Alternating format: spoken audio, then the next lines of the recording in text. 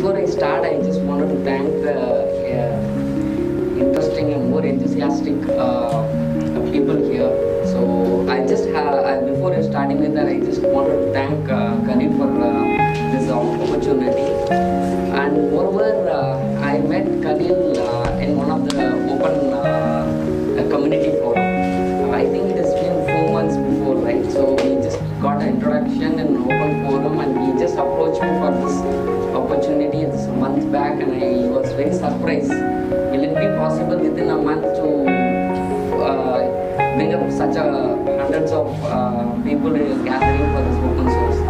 But I asked the same questions on the month back, I believe. So he was saying like it is possible, we can make it out, and we can able to have the people gathering at this day. But I'm very surprised to know that like these many people are more enthusiastic to come and learn new technologies and to know new things about it. So I would thank for that, and I will start with my session, Hadoop administration. So before going into that, actually I want to apologize as well. The plan was we have this Hadoop session in the first, so that people will understand more about administration part, how this each component works and how each component is interacting with it. So as usual, I bit us late, so we started with some other topics. So you people would have been messed up, like how it is working, how it is interconnected between each component.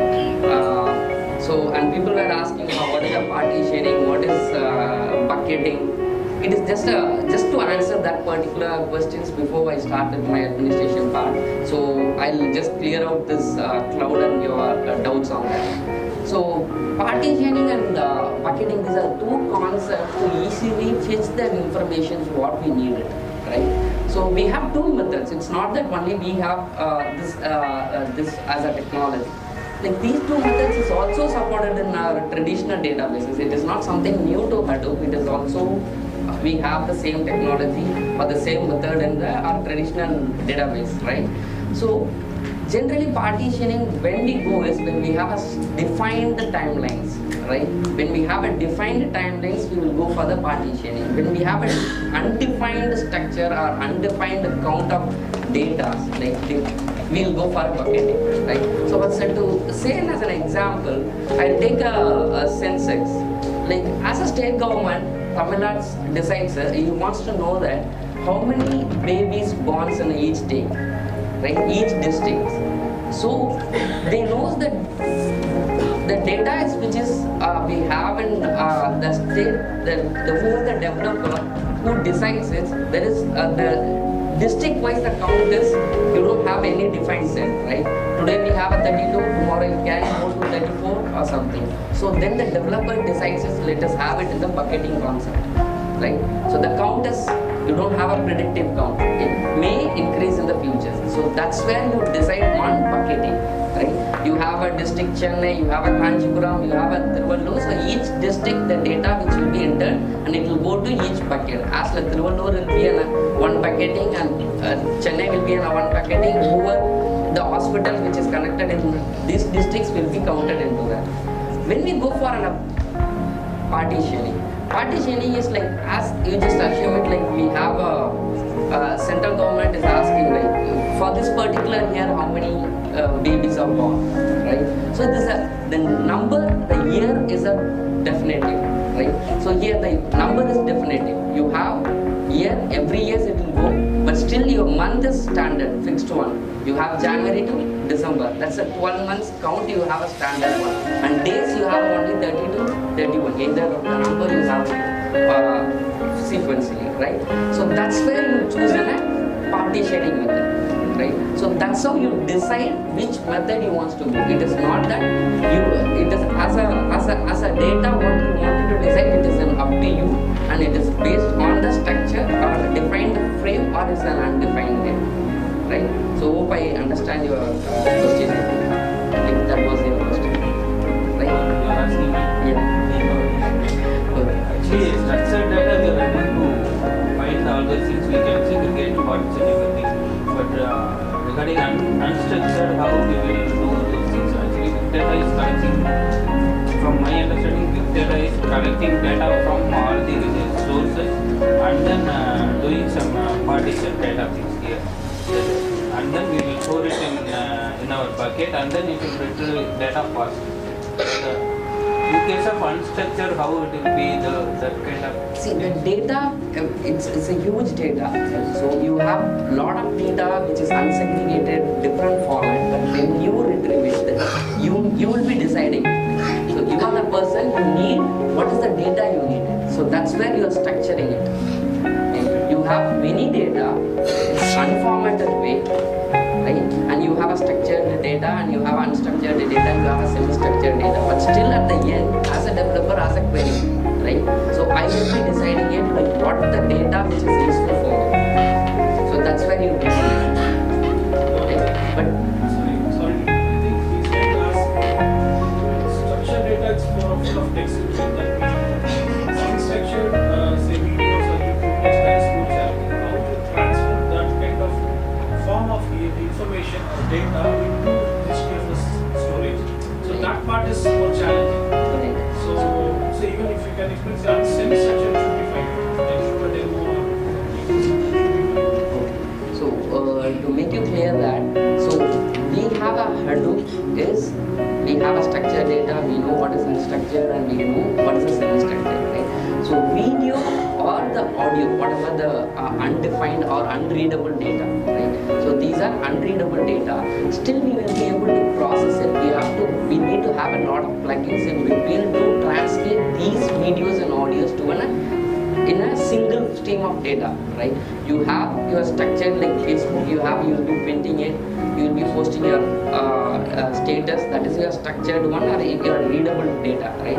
When you post on any Hadoop, any video or audio, if you want to analyze it, there are plugins available in Hadoop. I think the first session when you had it, like she was showing a lot of plugins and lot of components in the screen, right? So there. So on the first session they have said like Flume is going to be a plugin which will get the unstructured data.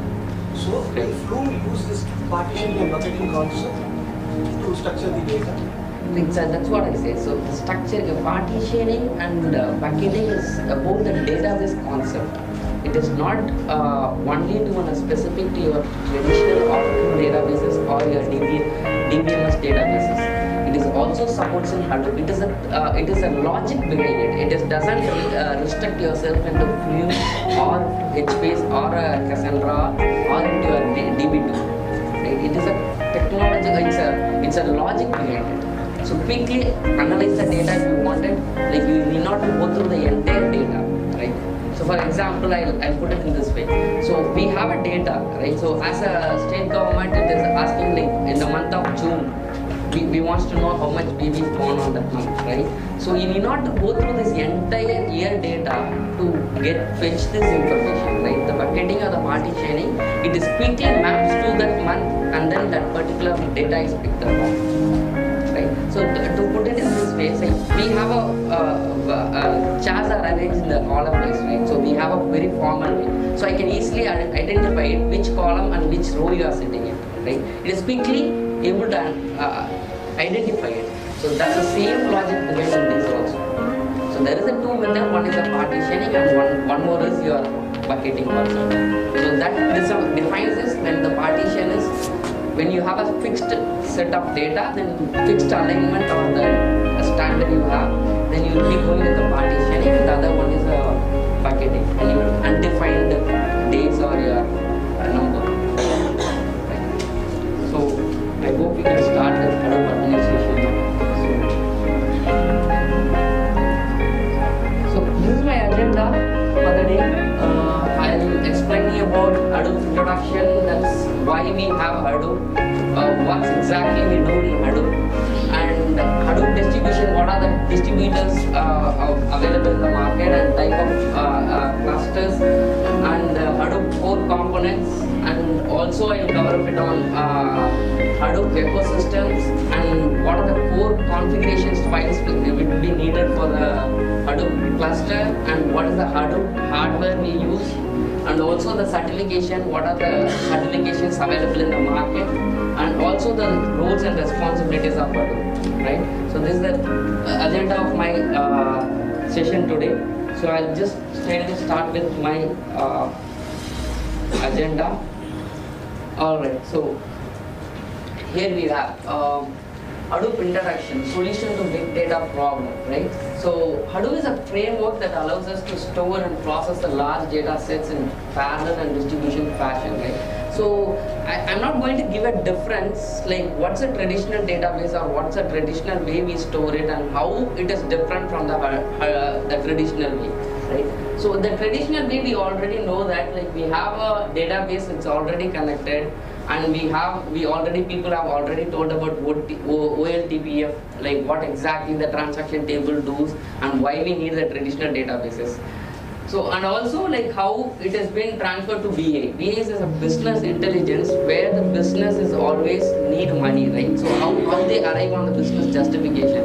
When wants to decide as a business person, if I want to decide anything like how my money is being invested in the business and how it has been retrieving back from the business, he wants to analyze the data, right? How my business goes on, how my business is closed. He needs a business intelligence. How he decides is like, for example, if I take an example of a supermarket, I'm an owner, right?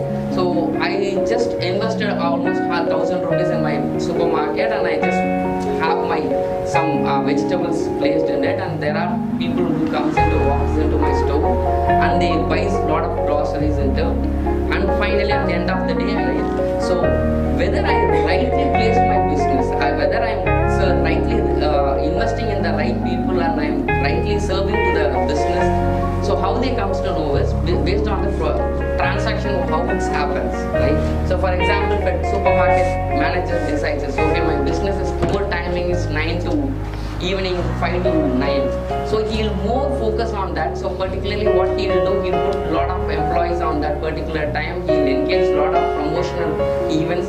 How these are being decided is based on your transaction, your timing. So that's where the business decision is being made upon, right?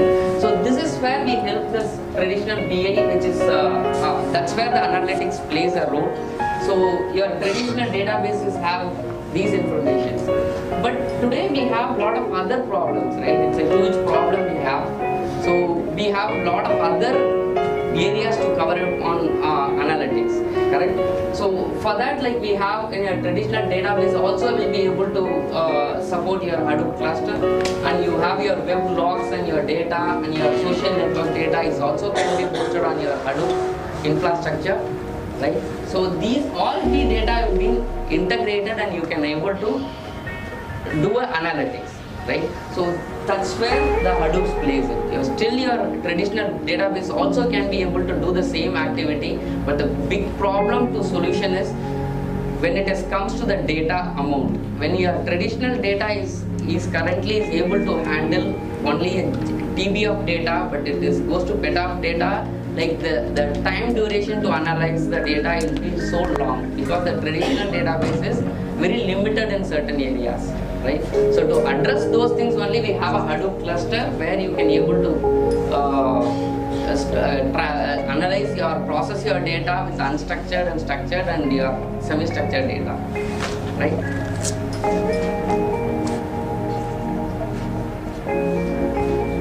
So these are the three distributors we currently have, and it's not only the three, there are others we have, but these are the trending or this is the top distribution you can it's available in the market, right? So one is the Cloudera and another one is Hortonworks, and you have Mappa, okay? So what's the difference we have in these three distributors is, one is the file system. You have in Cloudera and Hortonworks you have HDFS as a file system format, and in your Mappa you have their own file system concept called MFS, Mappa file system. Okay. So the other one is the file accessibility. How do we access the files in Hadoop? Like we will store it in a data in Hadoop. It's a distributed manner, and how we access is not feasible when you have a lot of huge data to access it. So that's why you have a Java API. So I think now in the recent version of Cloudera and Hortonworks, you also have the feature of NFS service to easily pull the data and put the data on the Hadoop cluster. What is NFS? Okay, it's a network file system. it's actually in your local system you will be having a mounted disk, right? So but I have a disk or the storage in a one particular server, I want to connect to another server, right? So that happens through the network layer, right? So that's where we call it as a NFS. Okay. So and Hadoop is completely works in a network layer, so the data will be distributed among the nodes. So we need these services to be available so that it will be very easy for the developers and as well as for the who contribute. So the platform which supports the Hadoop cluster and predominantly Cloudera and most of the other distributors support in Linux. Linux is an open source, so since they support in Linux platform, and only the Hortonworks supports the Linux and Windows platform. So if you go with Hortonworks, then you have the flexibility of having installed in Linux and as well as in the Windows platform, right? So in other terms, like if other distributors doesn't have that feature, and mostly they are featuring on Linux particularly, right? So the advantages with each distributor is like the Cloudera majorly they contributed on the user friendly. When you go with Cloudera, you have the flexible of easily accessing or easily managing the cluster. It is very user friendly. You have a GUI which is developed, and you can just you have a Cloudera manager to access it. If you have hundreds of nodes in a cluster, you can just go to a web GUI and you can able to monitor the cluster very user friendly. It's a graphical user interface. So that's the advantage you have in Cloudera.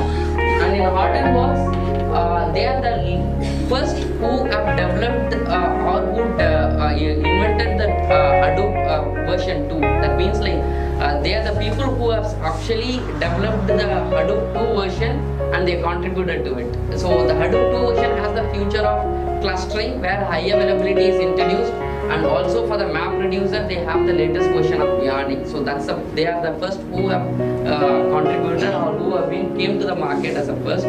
So that's the niche they have in the market. So and Mapper is an enterprise version again. So they have the multi-node cluster. When you go a huge node of clusters, like when I talk about huge number is like I'm talking about thousands of nodes interconnected with interconnected. So in that stream, I think Mapper is the best to have it, because that's you have a n number of nodes you can easily connect and you can able to support it as is. But when it is terms of Cloudera or Hortonworks, it is not that capable to handle more than thousands of servers in a time, right? So that's the advantage you have in these distributions. And the disadvantage is like when you compare to Mapper, the service or the service level, the Cloudera is lagging little behind. So that's the biggest disadvantage you have in Cloudera. And Hortonworks is you have Ambari as an open tool where you have this administration, or as I said, like in the Cloudera you have a Cloudera manager as a weave interfaces to interconnect all the nodes, and you can able to easily manage all the nodes, right? So in the case of Hortonworks, they are using the free tool, but the problem is it is not an enhanced tool, right? So it is just simply you have all the features, but it is not very user interactive, right? So that's a big disadvantage you have with the Hortonworks. And in terms of Mapper, they lagging behind the user interfaces. Mapper is more comfortable with the commands. Like if you as an administrator, they love to have Mapper as a distribution because you have a lot of commands to explore it. You have a lot of freedom to use the commands in Mapper distribution. But in terms of GUI, it is not that effective when you compare to Cloudera or Hortonworks. Alright, so this is the major distributors, and also we have other distribution in the market. As we know, IBM, EMC, and even HP, even Hitachi also, they have their Hadoop cluster distributor in the market. What is the best tool for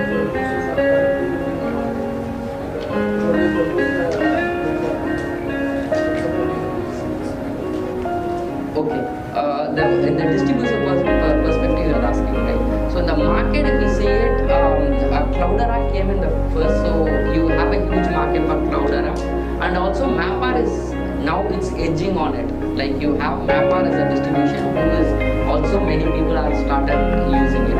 When you take it as a small enterprises, they mostly prefer with the Cloudera because it's an open source and the charges as like how Linux is supporting, Red Hat community is supporting, right? But when it is, you can freely download the Cloudera packages and you can deploy it.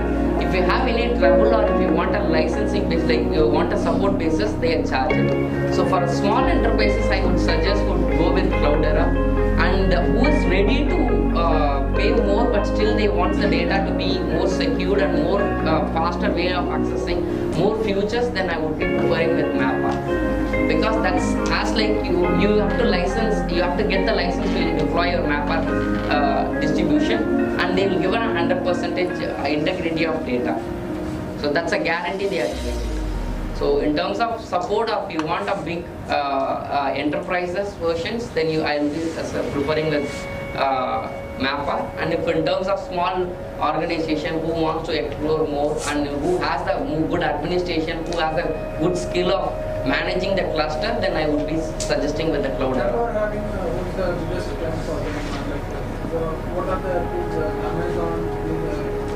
Amazon is also offering all the services. Even in Amazon Cloud, you have Mapper and Cloudera also as a distributor, but still they also provide their own Hadoop components, right? So that's the open source Elastic Mapper Hadoop distribution. Also they have, and still they offering with the Mapper and Cloudera, and Hortonworks is also supported in Amazon Cloud, right? So, and even Hitachi, and you have Windows Hadoop offerings also. Azure has a high HD inside, that's an offering from Windows side, and Hitachi also have offering Hadoop. So since it's an open source, many people, even we can just download it and we can enhance it and we can able to contribute to the Hadoop community. So that's how it works. Right? So what are the type of cluster we will be able to install in Hadoop with?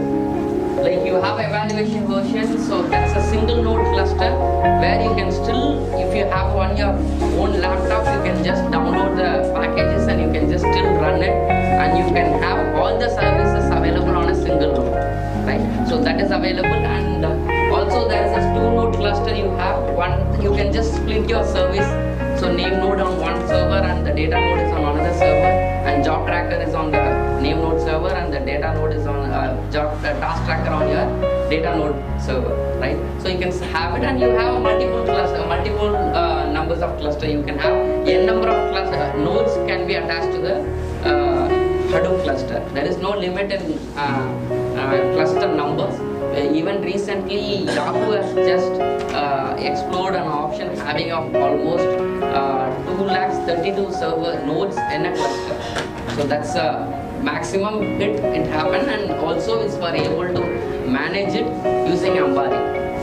So that's the almost Hadoop is Yahoo has deployed entire service on Hadoop. Alright, so here we have the 4 components of Hadoop. So this is how it is designed. So you have two core components in Hadoop. So one is HDFS layer, and you have other one is map reducer.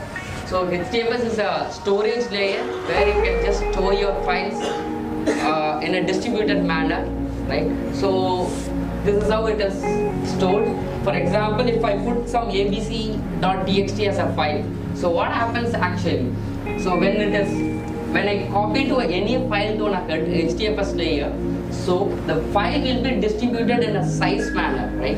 So there is a specific number of size that the file will be sliced into it, and each slices will go as per available nodes. For example, say that I have a abc.txt as a file, so I am just copying to this Hadoop cluster. So first what happened, the name node will just see the size of the file and it will just slice it. So there is a predefined number there. So 128 is an MB as a small size which we can slice it. So that number, for example, if we that particular file have 2 slices, we'll just take it as an example. Okay? So the first slice will go to a first node. If the another node is available, which is available, so that will automatically goes to this another node, right? So this is how the first piece will be in the first node, the second piece will be on the third node. It is randomly, it will pick it. So these information, so the data, the second piece, what is the information it has, all this information will be recorded in the name node, right? So when you fetch the data, it reads where and all it is splitted and where it is stored exactly, correct?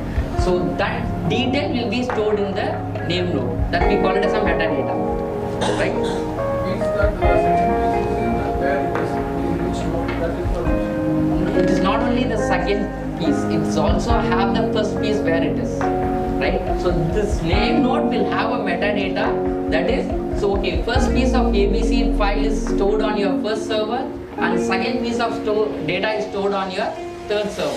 So this information will be recorded and it will be stored on the name node. So when you're requesting any in the future, what will happen, it will directly goes to the name node, and the particular task, maybe you will be doing any processing of data. For that, it automatically takes the data to your first node and it will process the data, it will be given back to the name node, and here in the name node, third node, again the data will be processed and it will be given back to the name node, and collectively it will takes and it will be taken back to the requester whoever submitted the job, right? You mentioned about availability. Can there be any state where no node is having the capacity to hold in bucket? Can you please? You mentioned about yeah, the second slide is whichever node is available, it will keep the data. Right. Okay. Second part. Right. So that's a good question actually. For example, see, this node is already engaged with some process, right? It's a Hadoop is not a single, you have a first in first come as a job, you have multiple process will be keep running on the server, right? So that's why I rightly mentioned it. So the first node is ideal right now, that will be identify the name node, because it's already job is submitted and it's not submitted and it is available for to take any job, right? So that is being recorded in name node. So the name node will automatically takes the first node as a data and first piece will be goes into it.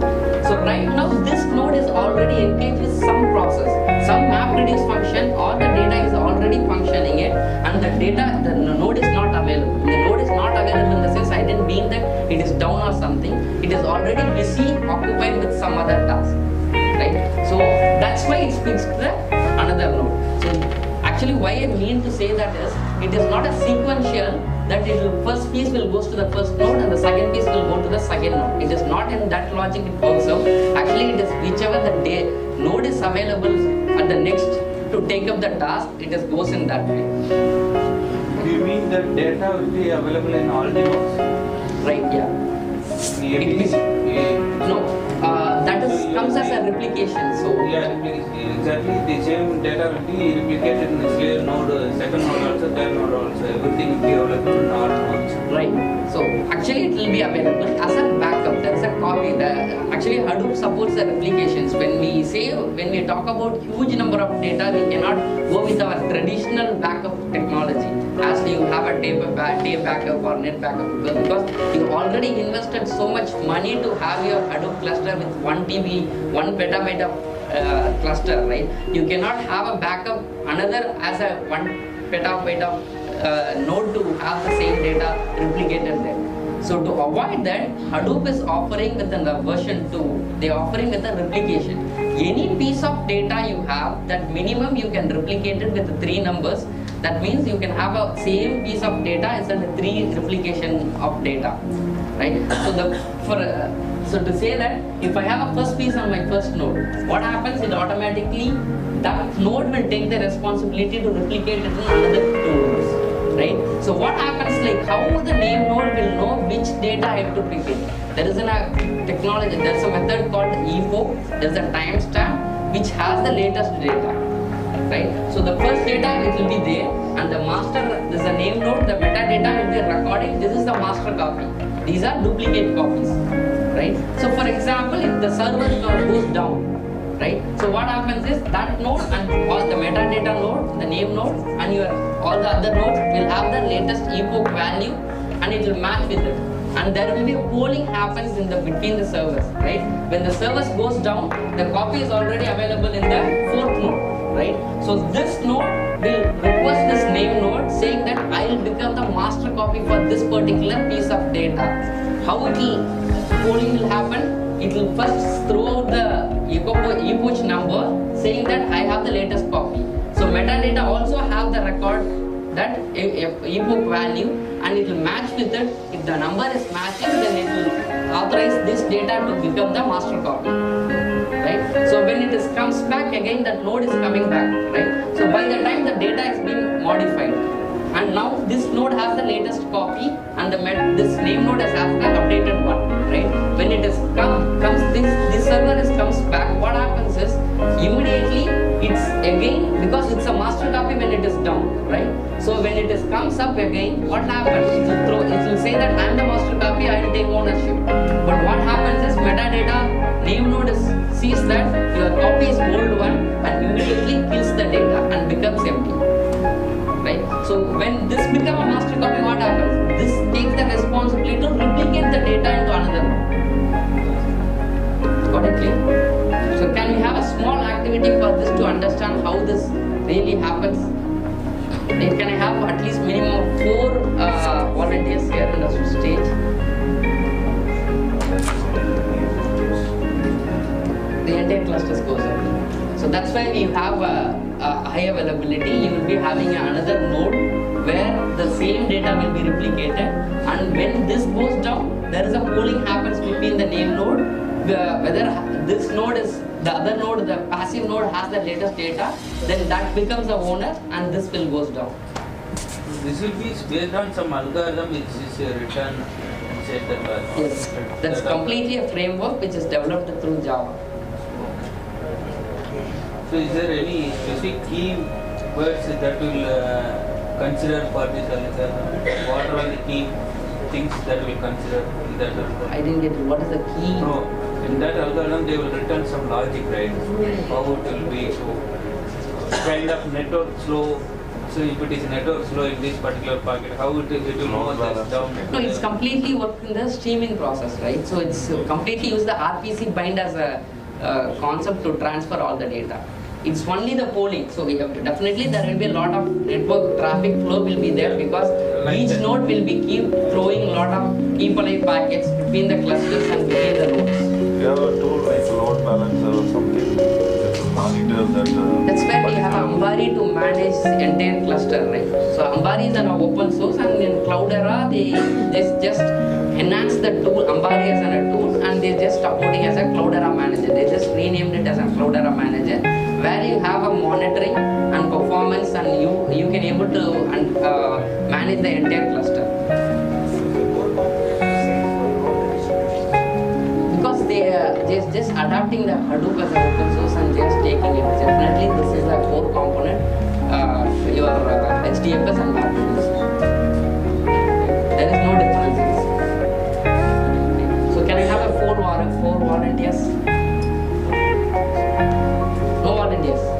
Shall I pick it?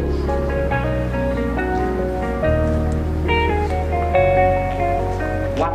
So another 3.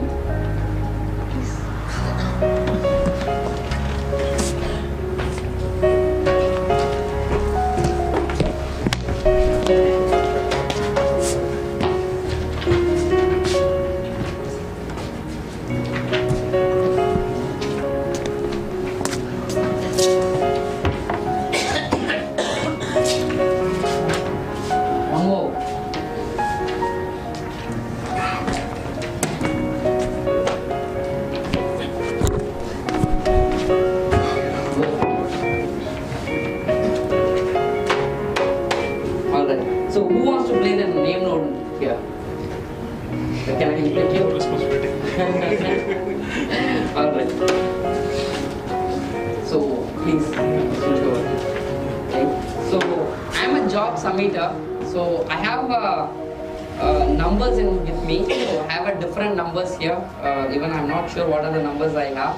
So this is my data. I'm just going to submit it to the name node. So let's see how this name node is being transferred these data to the data node and how each node is processing this data, right? So your role is, I'll be giving it to him. So as a name node, you have to split these pages to 3 pieces and you'll be giving it to them. And your job is to just sort it out, right? I'll be having a numbers. You have to arrange the numbers according to the same number, right? So please. So this, I just submitted the job. So he is going to just split the data, right? As I said, like abc.tst as a file, and I'm just splitting it. So I have a 3 node to make it so elaborate and so make it very easy. I'm just asking to submit it 3. No, not like that. Just split it into 3. It's not to be even. You just randomly pick it up.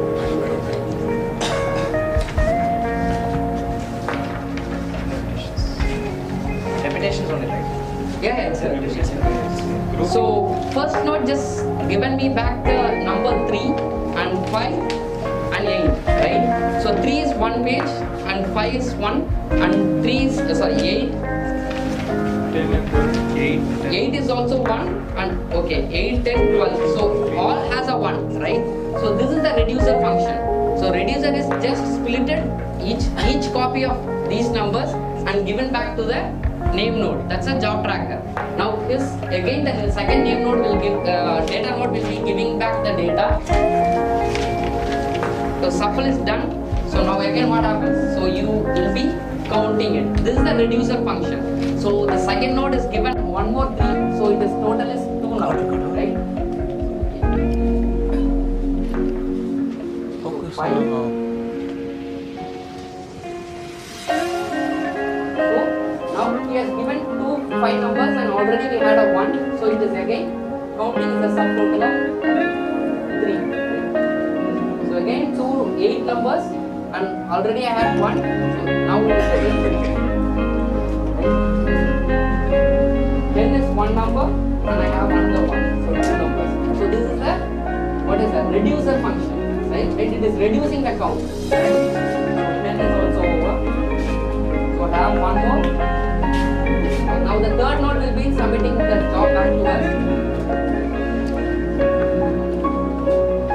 So again 1 more 3 here.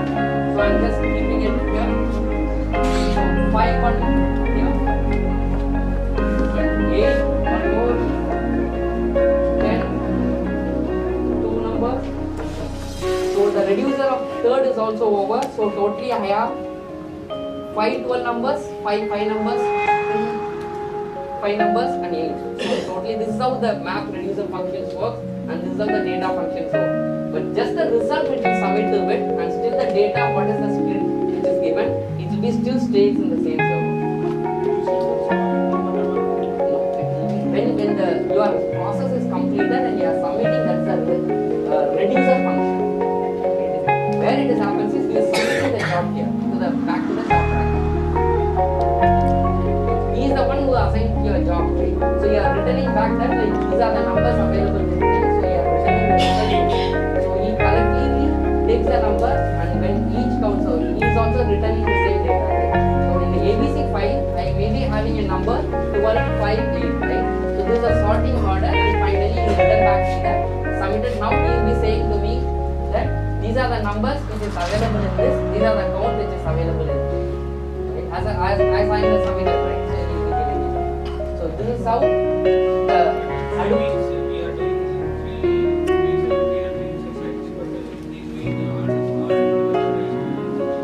No, we are just submitting back the data. It's not that we process. No, it's not. You are right. You are the people processing in a processing.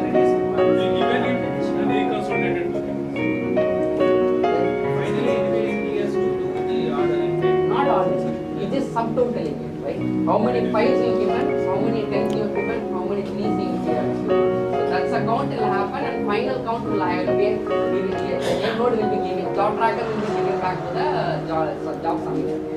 okay. I also have to okay, same thing we everybody requested free then this node is available from that node they will submit. So that concept is different. It's available, I am not talking about. how the function is happening, I'm talking about. Right? Daily So in a traditional database manner, like what happens is, so I submit that job to him, he alone has to split the data, he alone has to do all the sampling, he alone has to do all the sorting of the data and reducing function, right? The time duration to take this processes it will take definitely far longer than as you would need to redo. That is clear. That's where in your traditional way you have it, right? That's the difference we have in Hadoop. That's where we call it as a distributed. The data where it is present, that's the same place it is processing the data. That's what we are trying to do. If the data is being given to you, you are the one who is submitting it. In a traditional way, how it has happened is that maybe stored in a SAN or some high-end storage layer. When it is comes for a processing, it has to come to the your local server and has to process the data. So definitely it will be a time thing. But still, I don't want to compare the traditional way to Hadoop, ignoring that part. I'm trying to explain what exactly the Hadoop is. So thanks for your volunteer.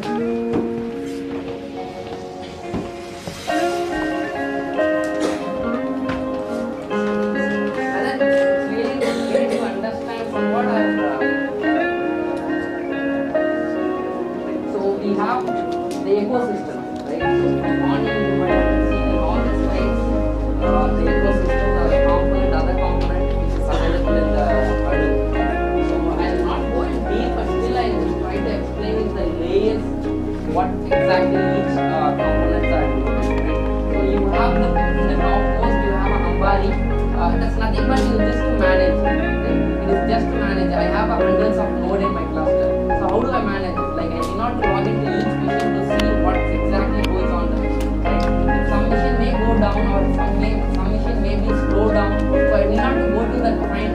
As an administrator, it will be a tough task for me to identify the right node which is not performing, underperforming. Right?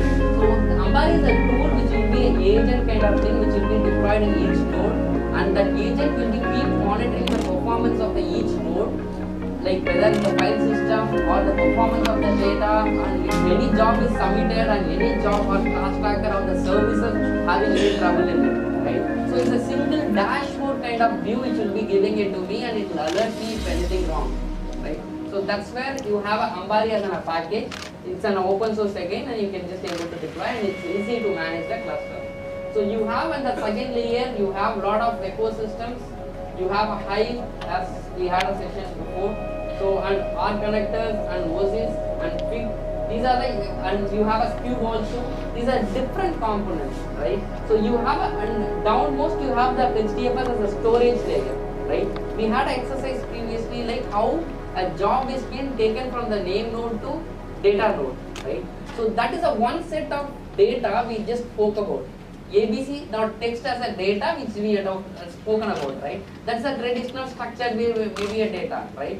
So you have a different types of data, right? We just categorized in a structured, unstructured, and semi-structured, right? There might be it is not a structured means it's not a same database or same way it will be, right? It may be a different type of data we have, right? So if you have any data which is in your traditional databases, you have a Cube as a data connector where you can traditional database data can be retrieved from your traditional database and you can import it to your Hadoop layer.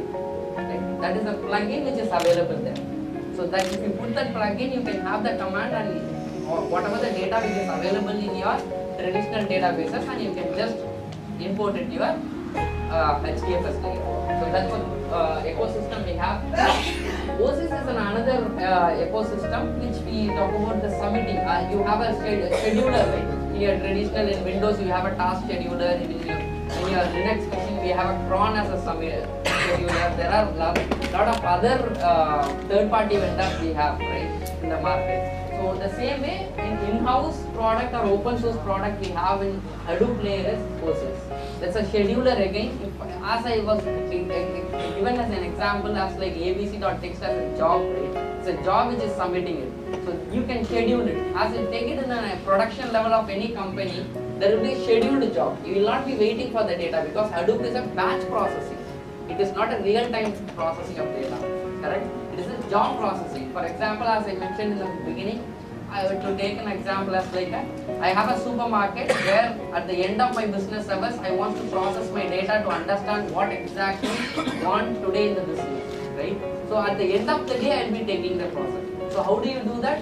By having this OSIS as a job submitter, it will go and connect to your traditional database as a queue, and it will retrieve the data from your queue to your HDFS layer, right? And then you will be processing the data and you prepare the report to your business, right? So that's the other components you have, and also you have a HBase as a column-based database. I need not to explain more, I think, so people may be aware about it. What a column-based database is already, right? You have a yarn as a map reducer. It's a version 2 in Hadoop, where it is a map and reducer processes happen, and then you have and down you have the HDFS layer where your data is exactly stored in it, right?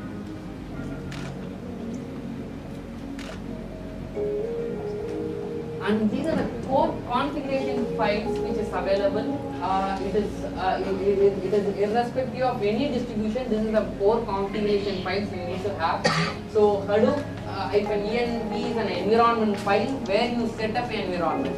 So basically this needs a Java as a dependency. So where your Java is present, all this you will be giving it in the shell script where it is present. For example, if you install your Hadoop on /opt in a file system, then you will be mentioning that as your home directory, and Java, if you already have in /usr, sgen or something, then you will be referring into that path. So you can define whatever the home directory you wanted, you can just refer it in the Hadoop -env file. And you have a core -site.xml.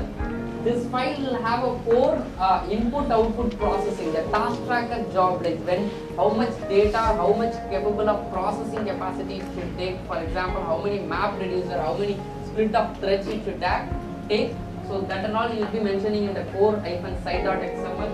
And you have the important one as an administrator, HDFS-site.xml, where you will be mentioning the which are the servers have the name node, which are the server have the data node layer.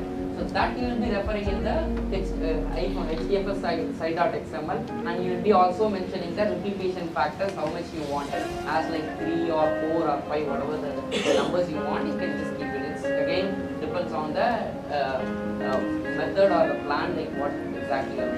Minimum you can have a 3 replication in Hadoop.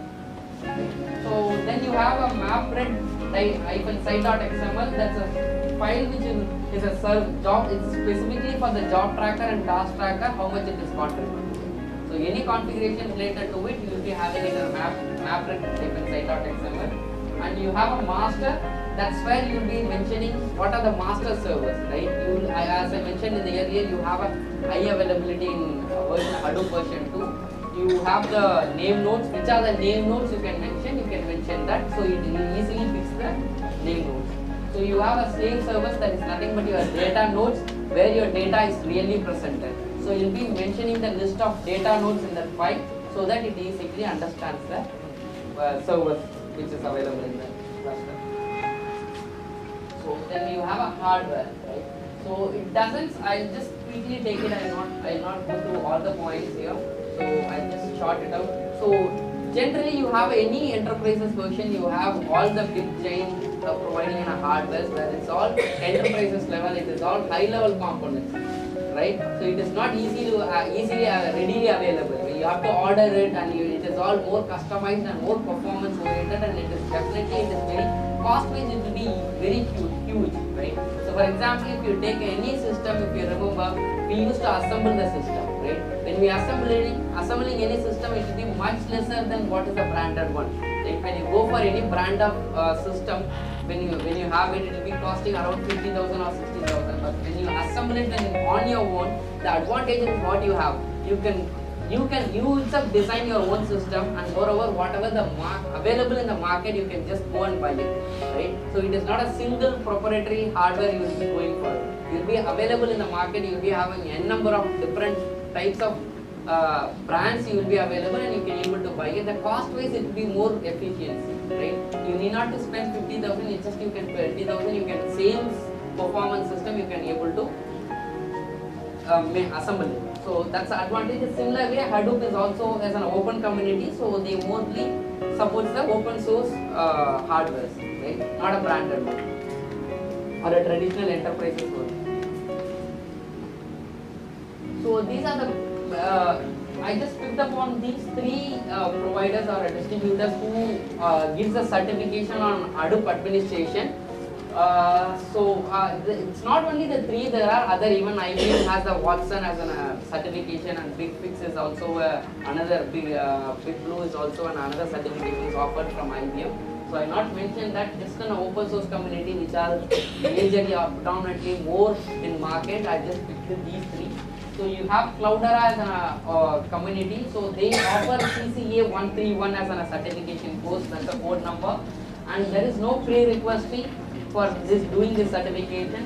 This examination type is just a simulation and troubleshooting, and moreover you can take these certification from your own house or wherever you are. You need not to go to any, walk into any center to enroll it as like a Pearson VU or something that you have to do it on their center.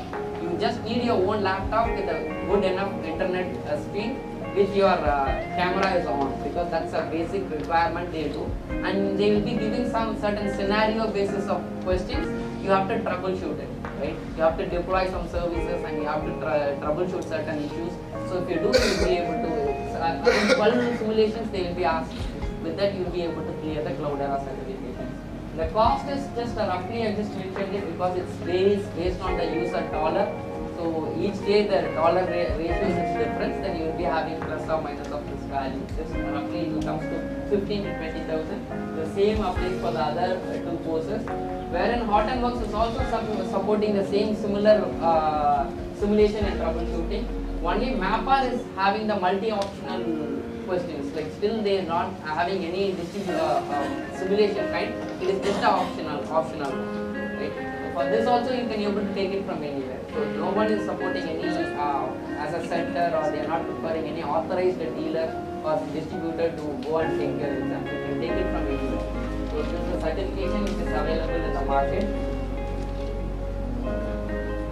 So when it comes to as an Hadoop administration role, as usual, like what we do in any administration task, majorly we do addition of services, any revision of services, any removal, performance oriented, any new configurations, right? So the same applies for this Hadoop administration also, but more into Hadoop level we do it. As I mentioned in the previous slide, we had 5 important configuration files. So that we will be taking care of, and the entire service as it's required to the business, we will be taking care of the services. So that is our primary role, and also we will be taking care of any new node addition and duplication factor, any troubleshooting, any kind of job tracker issue or name node issues, any server as you asked me earlier, if the name node goes down, what will happen? So that's where our major role is played, right? So bring back the server as it is intended without zero loss of data, right? So these are the major role which is been for the Hadoop administrator. Performance to the role. Yes, of course, that is part of our. So if I copy any data, if it is, for example, if I have a just 512 KB of throughput in a network, and if I'm trying to push it GB of data, definitely there is a performance issue. So that's where we have to play. So to have this, so I would also say that like you need to have a bit of operating system level knowledge, right? Because Hadoop is working on top of that operating system as like a Linux or Windows, right? So you need to have a bit of understanding how these operating systems exactly functioning and how it has been interconnected. So that is a good to have. So if you have, then it will be very easy for you to just pick up this load. Still, if you are not having it, it is not a problem, but still you will be able to understand when you go for this course.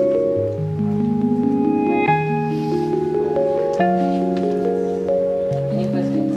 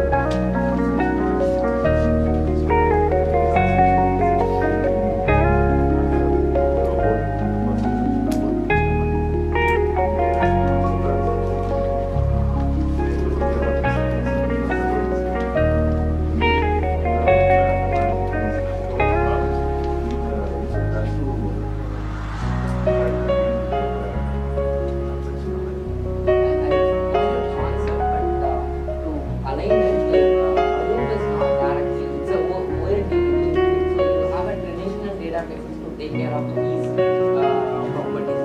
So it is not directly posted to the third. So in any transaction which is happening in the back, it is still your database layer it will happen, not happen in the Hadoop layer. Hadoop is for best to your analytics, not your real one. It's a asset property. Okay? So that will take care of it. But still answer your question. I'll take it in a different. So somebody is submitting a job. So ask me just an exercise like I'm just submitting a ABC and in between it the data is like probably the processing of one of the particular node as a B node is goes down. Right? So what happens to the rest of the node, the data which is having or whatever it is? Like this is the question. So of course we don't have it because it doesn't have an asset property. When one particular node in terms of processing the data, if that is particularly goes down, the data is bit of loss only, but still the master copy is with name node, still it is not given it back, so it will be able to assign the job to the another node. So as of now, to answer it, there is a possibility as an administrator he has to take care of it. It is not an automatic process. As a job submitter, we have to take care of the monitoring the job, and if anything fails in between of the job, then we have to reassign the job to another.